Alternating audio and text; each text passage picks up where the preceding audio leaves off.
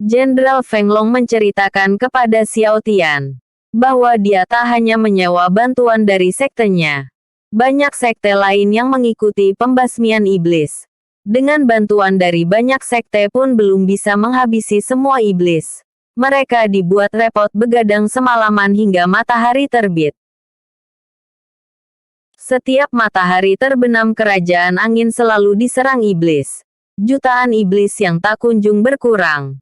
Kerajaan angin tak pernah berhenti meminta bantuan dari sekte-sekte bela diri. Meski dalam keadaan kritis, kerajaan angin masih bisa bertahan. Tak hanya serangan dari iblis. Terkadang ada serangan kerajaan lain di saat matahari terbit.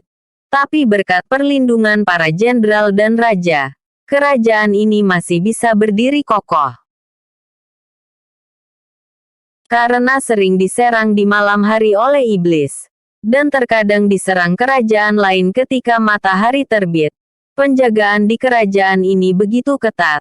Tak ada orang luar yang diperbolehkan masuk. Semua penjaga di sini telah diberi tanda jiwa. Jika ada yang mati terbunuh, maka sudah dipastikan semua orang akan mengetahui posisinya. Pemberian tanda ini bertujuan agar para penyusup mudah dilacak. Penjaga di luar gerbang bertugas untuk menanyakan identitas. Jika mereka orang baik, maka akan menunjukkan identitas.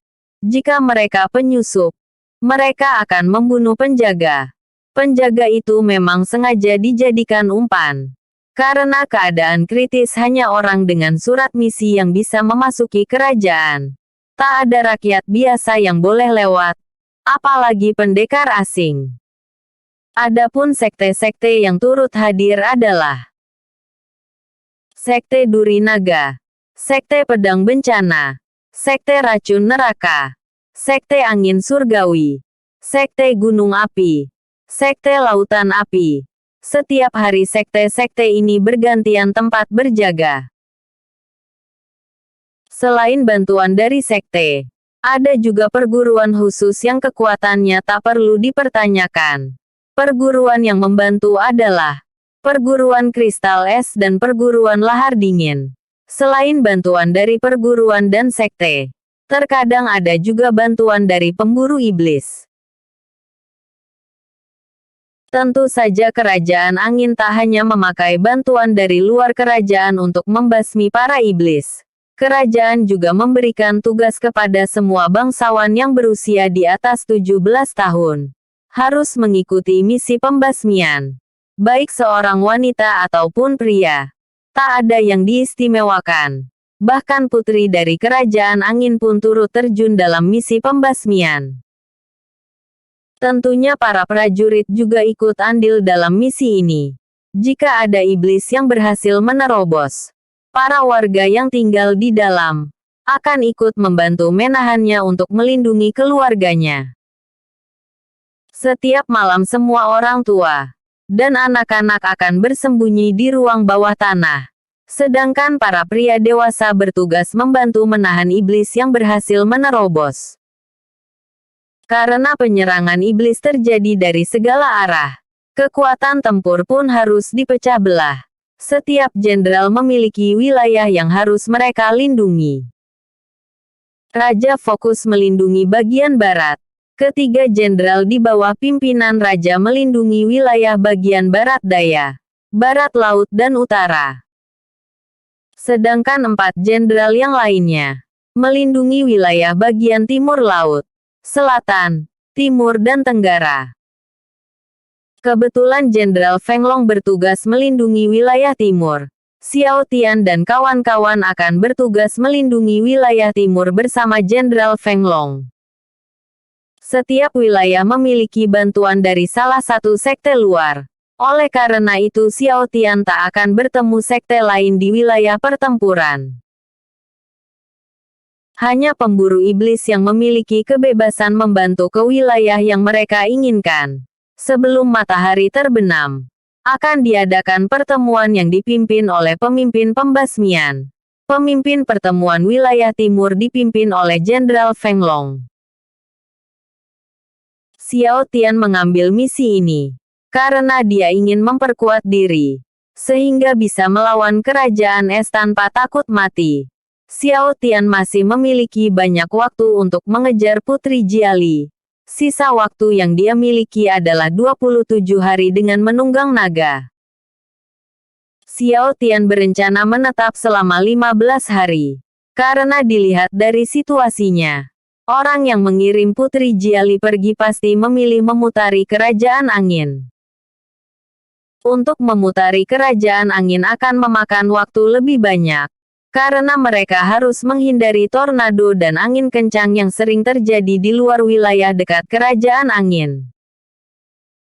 Xiao Tian berencana memperkuat semua teman-temannya dengan melatih mereka.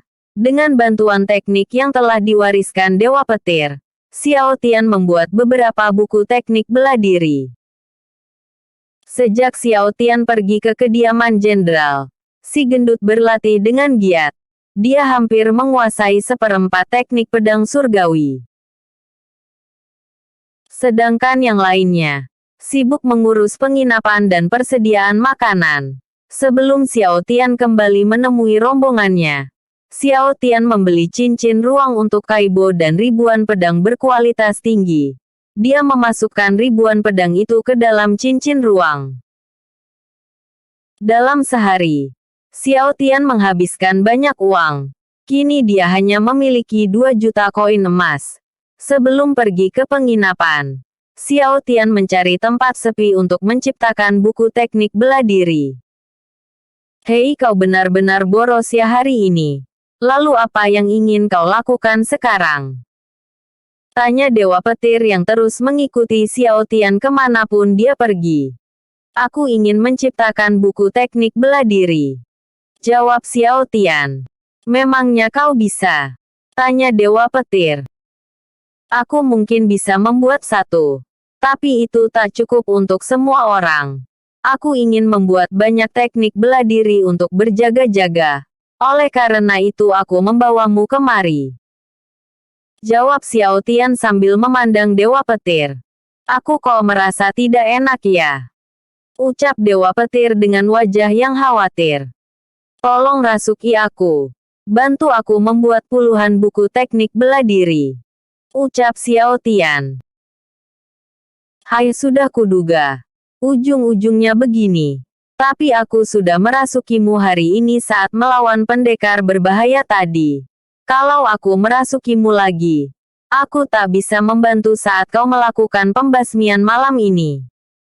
Ucap Dewa Petir. Tak apa. Aku yakin aku bisa melindungi diri, walau tak mendapat bantuanmu malam ini. Ucap Xiao Tian. Baiklah. Ingat ya, ini keputusanmu. Kalau kau mati malam ini, jangan salahkan aku. Sambung Dewa Petir. Iya, aku akan ingat itu. Jawab Xiao Tian. Dewa Petir merasuki Xiao Tian dan membantu Xiao Tian menulis buku teknik bela diri.